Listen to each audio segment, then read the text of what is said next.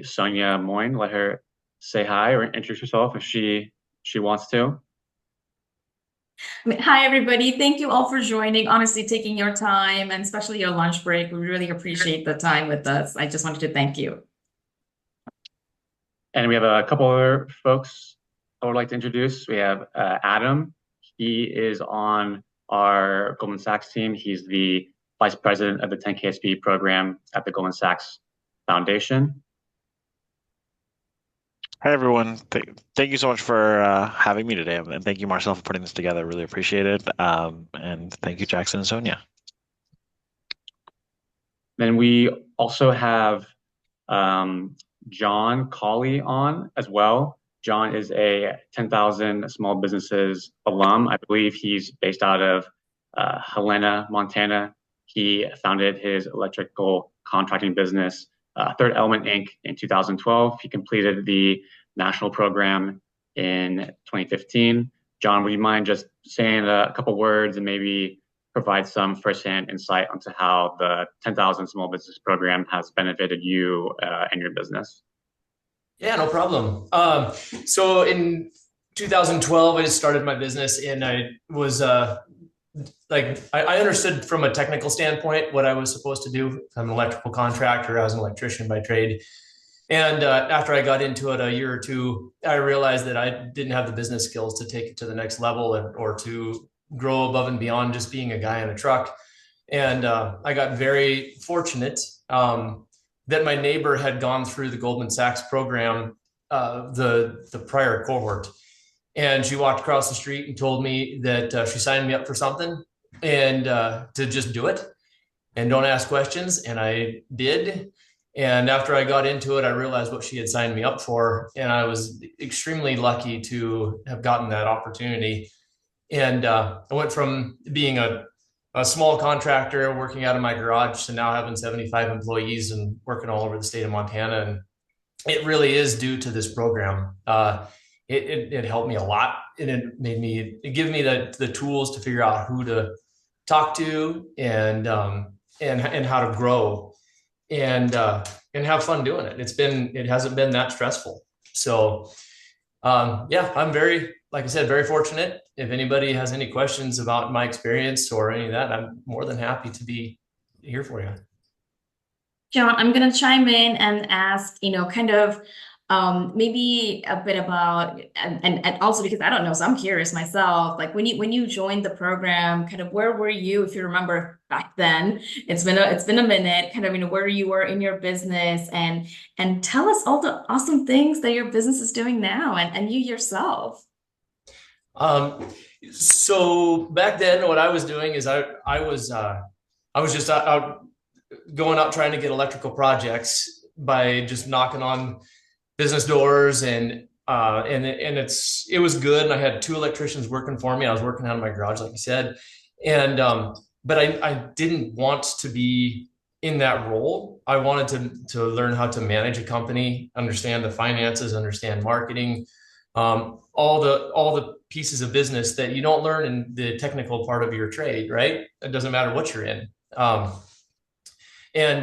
So after going through the program, I started hiring on people that had the skills that I didn't have, and to start growing the business. And I got out of the role of I was more like on the technical standpoint, more of an assistant, like to the people that truly knew that I hired to do the work, right? And then so now I've got several project managers and a CFO. And so now I actually get to have a lot of fun just being more of a mentor to my business, and I get to watch people grow, learn, train them, and it's pretty dang exciting. So we've got a branch in Bozeman, Big Sky, Helena, and in Kalispell, and so we're geographically kind of a little bit spread out, and we work on anything from very large custom home developments, which is not typically our thing as homes, but this was, we're doing 38 homes that are $10 to $20 million a piece in one subdivision. And then we get do large commercial, big office buildings, hospitals, things like that. It's fun. And then industrial too. We do some water, wastewater, and some mine work. So that's kind of like our what we do for business. And then I just started like every time everything starts to work pretty good and it gets kind of calm, I start something new and upset the apple cart here. So I just started an excavation division of our company too. So, and we're really having a good time doing that. And that's what challenges me is the things that I don't have experience in. And so to start those things up, but having the skills from a business standpoint to make it work, right? Like I'm interested in it, and from a business standpoint, I can figure it out. Then I just have to go figure out the technical aspect, and that's kind of reverse of how I started into the program. So pretty dang exciting and a lot of fun. Yeah. And we've grown like from a revenue standpoint, like I started out like under $1 million and like we're in revenue a year and now we're well over 20. So it's in a 9-year period.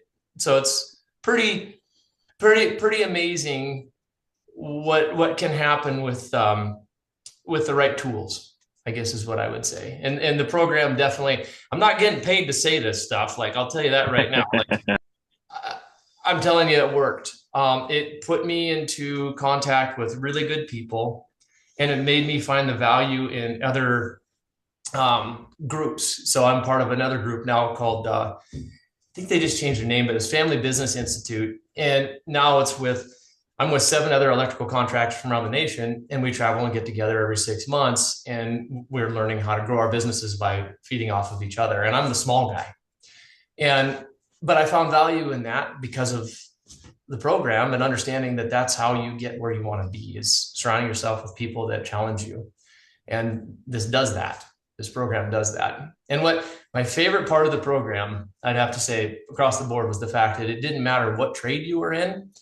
You were like, you were there to learn business. So I was at a table with a girl from Alaska that had a bakery, and then an IT company in Texas, and a metalwork company out of Colorado. And it didn't matter. We were all in the same battle of trying to figure out how to run a business. And it was really neat. Another thing that I really enjoyed was that we like, as a business owner, you feel kind of on an island. Like you can't share everything, that you can't express how you feel in a day-to-day basis, because it's kind of a different battle than being an employee. And when I got in that group, and every one of us just felt the same way of like, holy cow, there's like somebody to talk to and somebody to feed off of. So there's just a lot of good stuff. Yeah. Awesome. Thank you, John. Appreciate that. Absolutely. All right. I saw you come off of mute. Were you going to say something? Me? Yeah. Oh yeah, I just wanted to also just introduce kind of the program before we jump into the details. Just let me know when, but I want to make sure that we're able to do that. Yeah, go. And then you have a deck. But well, thank you so much, John, for sharing your experience in the program. It was great to see you in person, Helena, and now on Zoom. And it's always better to hear directly from someone who's done the program than it is to hear from me. But I just want to share a little bit of context about what we're doing in Montana before Jackson and Sonia jump into the program itself and then some of the details. So John was able to participate in the program because we've for a really long time we've offered the program virtually to everyone who's not near a community college that offers the program. But what's really exciting about what we're doing now in Montana is we're launching our inaugural Montana cohort. So the program will now be launched in Montana with Montana small businesses for Montana small businesses at a Montana community college, which is how we've offered the program in our other sites, primarily in cities, right? So in Salt Lake City, in Dallas, and Houston, and New York, and Detroit, and New Orleans, we've offered this program for many, many years, and 16,000 small business owners have gone through it. But about a year ago, we stepped back and we recognized that we were not serving rural small businesses particularly well, or businesses in states with large rural populations, and which is why we launched a $100 million investment in rural communities. And as part of that investment in rural communities, we are launching our inaugural Montana cohort. And so we're here to share that what John was able to experience virtually, I hesitate to say you might even get a little bit better experience because you get to do it fully in Montana. Although he did get to meet lots of wonderful people from across the country, and we're recruiting for that program right now. The deadline being December 1st, and then the program will run at Great Falls College between March and June. Not in person for the whole time because we recognize we can't expect people to drive 5 hours each way every week, and so it's 3 days in the beginning in person, 4 days at the end, and the middle portion is virtual. But that way you have that in-person component, and then all of the travel and lodging and food is paid for by the Goldman Sachs Foundation. So I just wanted to provide that context on what we're doing in Montana specifically, and now I'll pass it back to Sonia and Jackson, who can share a little bit more about the details of the program, what it entails, etc. And thank you again, John, for being here and taking time out of your day to share your experience. Thanks, Adam. Yeah, super helpful to have context for folks who might not be as familiar with the program to kind of understand how it was delivered previously and how it might be a little bit different for these rural initiatives. Let me see if I can just do this real quick.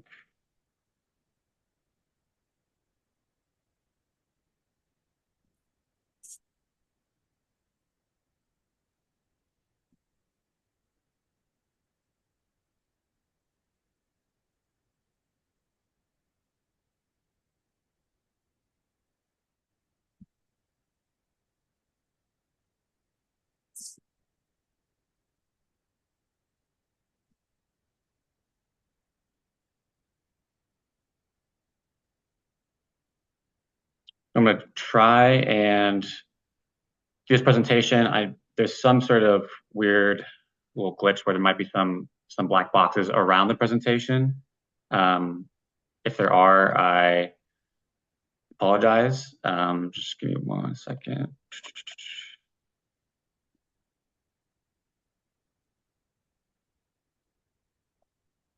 It's not where it wants. And also, as Jackson kind of, starts the slideshow, you guys, yes, it's, we'll be sharing a lot of information between, with Jackson, kind of covering how the program works, the application process, things like that. But please, we do want it to be a conversation. Feel free to put in your any questions, especially on any of the slide information that we're covering in the moment.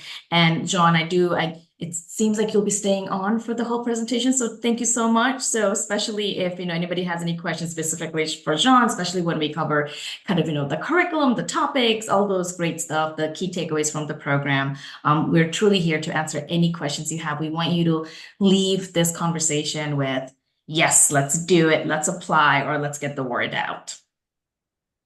If anybody wants to talk to me after this as well too, feel free to reach out. You guys can share my contact information. I'm more than willing to be a part of this for sure. Thank you. All right. So quick agenda for the slide. We'll go over program overview, curriculum and growth plan, meaningful impact, eligibility, and then we'll answer any questions y'all might have at the end. Please feel free to share them in the chat in case you don't want to forget. So a quick overview of the program. There's kind of 3 pillars to it. There's the business education, pathways to capital, and then the business support services. So one of the other partners for the program is Babson College. They're the curriculum partners for the Goldman Sachs 10,000 Small Business Program. They've been with the program since the very beginning. They're the ones that design the curriculum. They're the one that trains the faculty. There's a large emphasis on peer-to-peer learning. So like John said earlier, you're engaging with folks from various industries, various sizes in terms of business sizes, in terms of revenue or employee count. So as valuable as the curriculum is, there's also a large emphasis on collaboration and learning from your peers. And the main deliverable for the program is a 5-year growth plan. You'll be working on that from the very beginning to the very end in hopes that you can apply it directly to your business as soon as you graduate, and in hopes to scale create jobs and increase revenue. And then in terms of pathways to capital, it's important to note that there isn't any direct capital opportunities through Goldman Sachs program, but they do offer connections and education to learn how to partner with community investment associations for all across the nation, learn how to leverage debt, learn what's available to you as a small business owner, and then the business support and services. So you're also partnering with business advisors in the program. So you'll have your faculty and staff, you have your peers, and then you're also learning from business advisors. These are folks that have real hands-on business experience. You'll be using them as a sounding board to as you're writing your growth plan, learning through them and what other connections they might have. And then if you do go through the program and you graduate, you get added to our alumni network, which is another large benefit of the program. I think Adam said we have roughly 16,000 alumni now. A lot of folks end up doing business with each other. I think it's around 86% of folks end up doing business with each other. So if you go through the program and you're an electrical contracting business like John, and you're looking for IT services, you can go on to, I believe it's called 10KSB Connect, and say, hey, I'm based in Helena. I'm looking for someone to help me with IT, and then maybe someone in Billings can connect with them and provide those services. All three of these pillars are coming together and hopes that the entrepreneurs, the business owners that are going through this program will increase their revenue and create jobs in their local communities. And then there's a line, we're going over a lot of information in this slide, but if anything, come away with that this program is delivered at no cost. It's a philanthropic initiative founded and funded by the Goldman Sachs Foundation. So there's no tuition or anything like that. Any travel expenses are covered by the Goldman Sachs Foundation.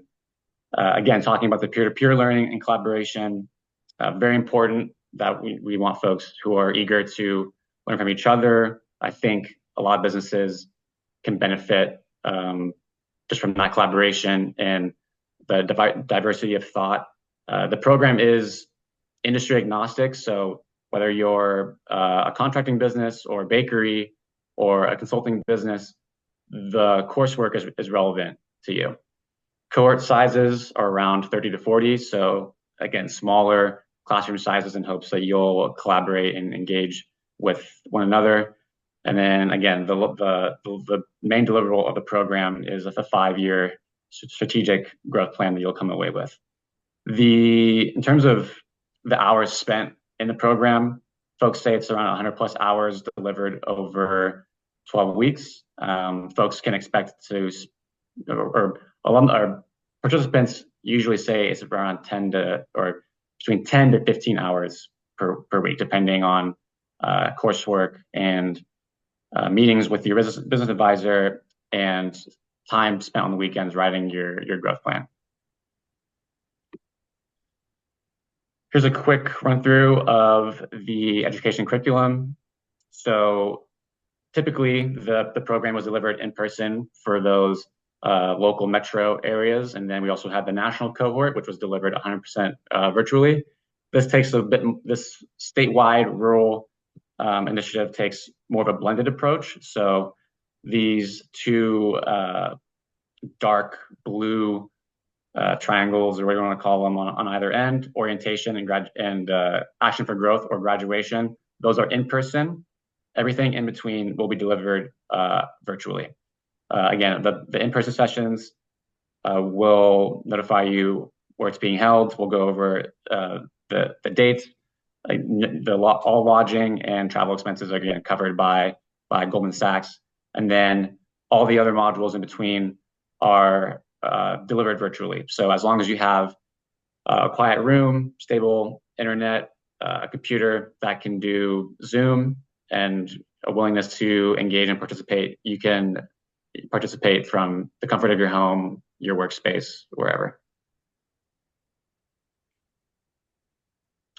talking a little bit more about the growth plan. Again, in hopes that all the course material is applied immediately into the business. So this isn't something that you spent almost 12 weeks working on, and then you have to wait another 12 weeks or a couple more months to benefit from it. The idea is that you take it, you hit the ground running, and you're able to apply it directly to your business. This can include an overview of what's necessary to achieve your growth goal. Again, program is industry agnostic, so your goals as a bakery might look different than your goals as a consulting business. You're able to adjust those to your preference as you go through the program.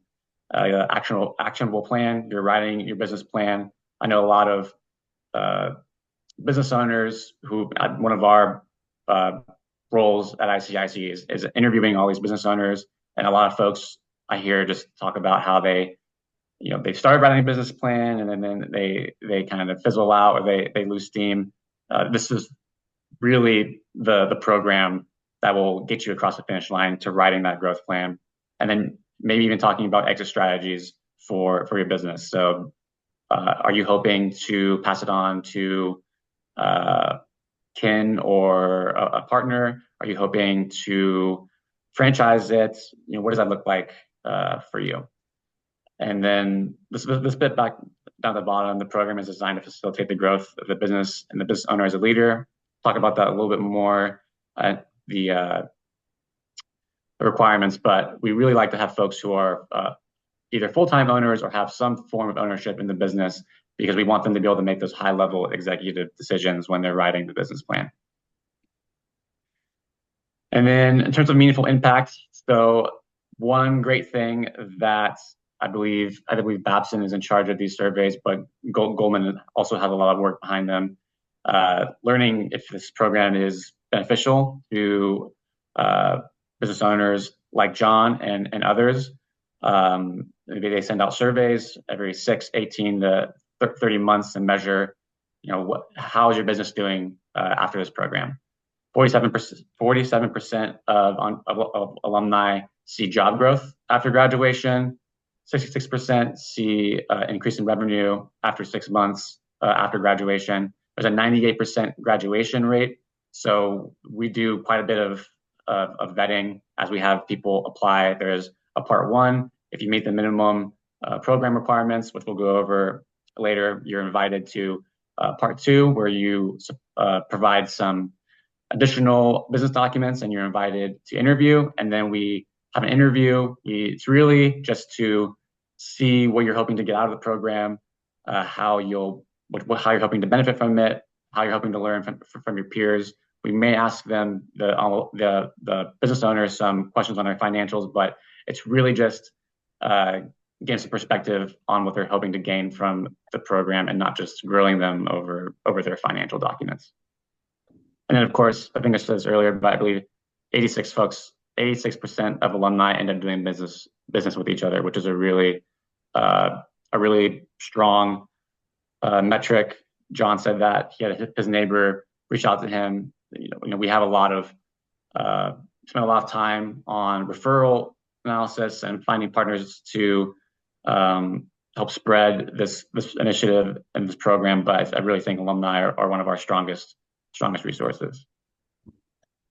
And Jackson, I'd love to chime in for the topic of vetting. We really want to make sure that whoever you are sitting next to, because as Jackson mentioned, one of the pillars of this program is the peer-to-peer learning environment. So we want to make sure that the person you're sitting next to is in the same mindset as you, is wanting to grow or, want to make community impact, right? Or, really can, I think John mentioned this as well, like, you can't always talk about all the pain points you're going through with your employees or even your partners may not understand of what you're going through as the owner of the business. So, which is why, we do vet through our application process, but, as Jackson mentioned, mentioned, also our interview, which really is a conversation. We just want to get to know you better, get a better understanding of what you hope to get out of the program, what you hope to get out from your business advisors and your peers as well. And the best way to do that is to have that one-on-one conversation, and it's only for 30 minutes, but it's our favorite time for ICIC. So just wanted to share that insight. Thank you, Sonia. A little bit into the selection criteria, like I mentioned earlier, ideally we want folks to be an owner or a co-owner of the business. If folks have an ownership percentage of I believe less than 30, it's either 34 or 33%, we ask for a letter of support from their other business partners. This is really just to get a better understanding of why they're applying and participating in the business, rather than someone who might own 66% of the business if they only own 33%. And then we like to see folks who are in operation for at least 2 years. The coursework is it's fairly rigorous. It's a large commitment. We want folks who are have businesses that are fairly established, and they're really willing to put in the time and the energy into the curriculum and their business plan. This program isn't for business owners or like startups, side hustles. These are for fairly established business owners. Ideally, we want folks to have annual revenues of above 75,000. In application, we collect the information we collect on the revenues goes back to, I believe, it's 2022, 2023, and then the year to date as well. And then have at least 2 employees, including yourself. Again, we collect information on not just the full-time employees, but also part-time and contract employees. Ideally, we want folks that have an established team in place that can cover for them while they're dedicating time to this program. If someone's a solo entrepreneur, ICIC does have other initiatives and programs that can certainly help them, and we can point them in the right direction. But we don't want to take them out of their business while they're going through this. And that's one of the things we talk about during the interview process is just time commitment. Who's filling in for you? How's your support system? And then again, like Sonia said, giving folks helping to understand that they have like a desire to grow, create jobs, be collaborative, scale their business. If you're talking to an entrepreneur or we're interviewing someone and they say, oh, I kind of heard about this, I don't really know what I'm going to do with my business. Maybe they're not showing too much enthusiasm, or they don't have to have a grand plan, but we need to see a little bit of a desire to grow and scale the business. And I'll give a bit more context. I love context, guys. In terms of the established part, why we're looking for businesses that have kind of piloted their business model and have grown the business to the level that they could with their own resources, with their own knowledge, with their own network. And that is because, I say this all the time, and then you'll hear us say it over and over again, is that there are a ton of resources out there for people who are just starting their businesses, startups and entrepreneurs. But I think now we do have a lot of resources for established business owners, but the way this program came to be is to really support, as Jackson mentioned, you guys and businesses that you may know of who have kind of been over the hump of piloting and making sure that their idea works, and they have 1 or 2 clients and they have revenue coming in, because the program really does have them focus on, and will have you focus on, what is that growth opportunity. And that again, that growth opportunity could mean really tightening up your operations, or hiring that key personnel on your team who's going to really increase the revenue, because it just goes hand in hand. When you increase revenue, you're going to have to hire people, hence you're going to create jobs. So it's not like, okay, I'm going to do this, then I'm going to do that. It just happens together. And that's how this program is designed by Babson College. I know you covered the other ones, but we do have a question in the chat, which I can read out loud, Keith, if that's okay, or unless you want to come off mute and ask as well. I am happy to read it. Keith wants to dig in. So Keith asked if you can dig in on the years in operations a bit more. Yeah. Can you hear me all right now, Sonia? Yeah. Keith, go ahead.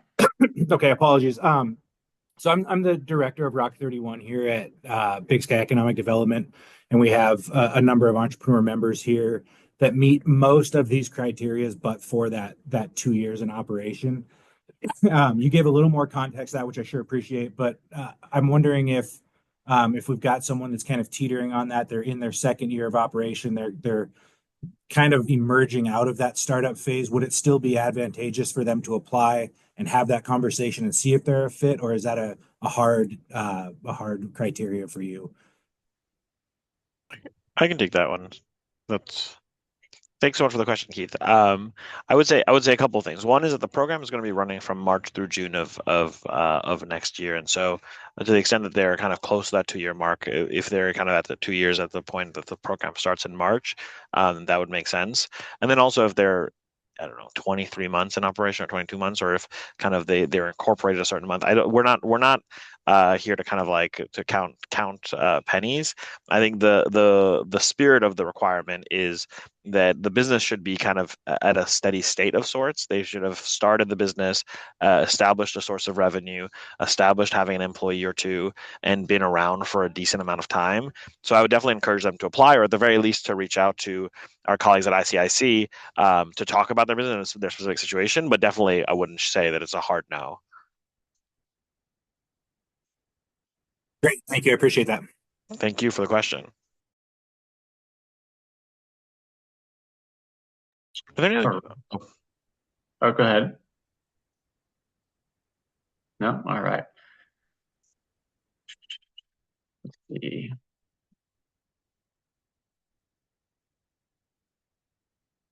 So here's a quick overview of the important dates. Ideally, we would like to have applications in by December 1st. Class begins in March 2025. Class ends June 2025.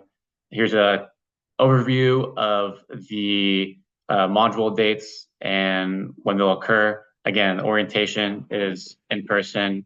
The Action for Growth also in person, which will be the graduation, and then everything in between will be delivered remotely.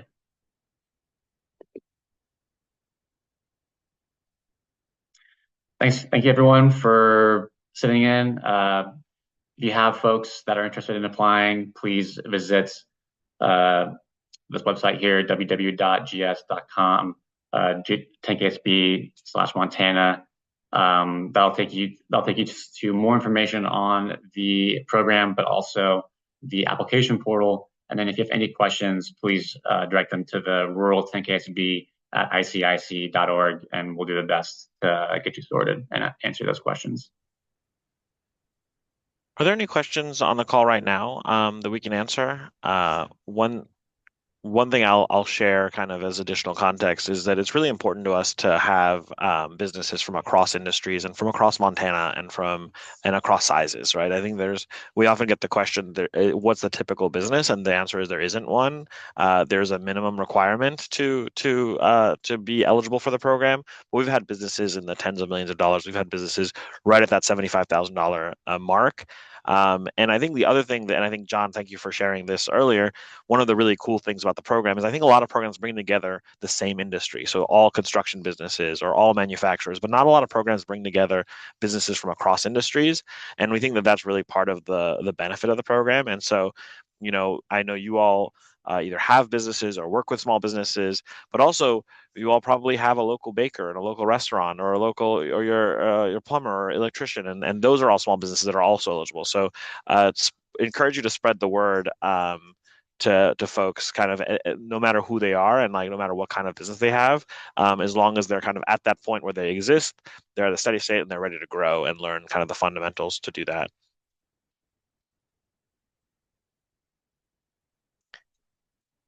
Any questions from the group? Well, as you guys are also thinking about questions, John, I'm going to turn it over to you now that everybody has a bit more information on the program. What would be your advice to everybody, whether it's for partners like Keith who are on the call and have access to amazing network of other small business owners, or we have business owners on the call themselves? I guess my advice on this is if you're interested in business and you have like any vision or aspirations to grow at all, this is a lot of work. I'm not gonna say that it's not. It was a lot. But I'd say it's definitely worth buckling down and doing it. No question. The what you were speaking of as far as making sure you've got some key people in place to make sure that you can do it. Like I had two little kids. I had this business and it was like wide open, right? So like it was, I needed to be in all places at once. So just be prepared. But it's well worth it. It's well worth the investment in time, 100%. And what I felt so lucky for on this whole thing was the only investment I had to make was my time. It wasn't a financial investment for me, and that was huge. And it almost seems like it's not real when you first sign up. It's like that doesn't. It's too good to be true, right? Because it's a huge opportunity. People go to college for this. People get in groups like the group that I'm in right now. We pay $7,500 a year, and then we fly to remote locations. We take extra people with us. Like my CFO right now is in the Virgin Islands with them because I didn't want to go on this group trip. So like to get the opportunity to have this for free and have like world-class teachers and mentors and people that care, that want to see you grow. This isn't a fluffy thing. It's real. Like people want to see you succeed. So I don't know. For me, it's like buckle down and do it. If you want to grow, it's here for you. Thank you, John.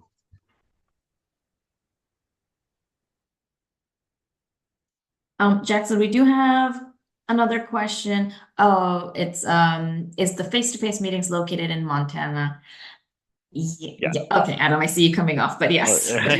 Yeah. So we're partnering with Great Falls College, and so the face-to-face meetings will be at Great Falls College in Great Falls, which was selected because we wanted a central location, relatively central location. I know it's challenging to get something central in Montana that everyone can get to, but all the travel, lodging, and food to get to Great Falls for those 3 days at the beginning and 4 days at the end is paid for. So the only cost there is also time. And the reason for that is we find that the in-person component, the peer-to-peer learning component of the program is so critical. And so it's important to us to bring everyone together in person, at least for the beginning and end. We know it's not practical to bring everyone together every week. But we think that you end up learning just as much from your peers as you do from the instructors. Just wanted to note something we're talking about. John's talking about the time commitment for the program. It's really, and Adam just talked about the importance of the in-person learning sessions. Obviously, we want folks to 100% commit to the program when we're interviewing them, and if we're accepting them, and we ask them several times throughout the process. Have you reviewed the schedule? How are these dates for you? Can you commit to this? Do you have someone in place that can cover for you? We understand that emergencies happen and things come up, and so if you miss a session, that's it's okay. It's not the end of the world, but I do want to note that it's really important to be able to make the orientation and graduation sessions. It's all valuable when it comes together, but if anything, those are maybe the 2 most important.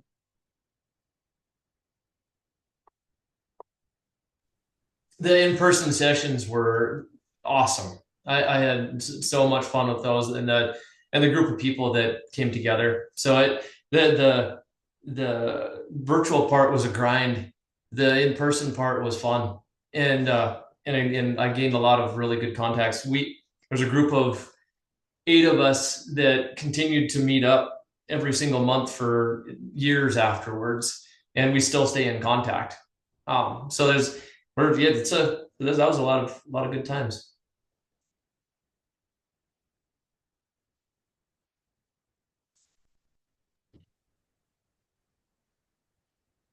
And Keith asked, when do applicants find out if they have been accepted? Let's see. Let's look at our timeline. I'll share a little bit about the application process, and then so basically the deadline on December 1st that's coming up, that's super easy. It should take 10 minutes. You name the business, a little bit of background on the business, and then if you meet the basic criteria, then we ask you to complete a Part 2 application, which is more information about the business, some balance sheets, and some financials about the business as well. There's a short interview, and then after that, you're accepted. So my guess would be around end of January, early February is my guess, when you would find out.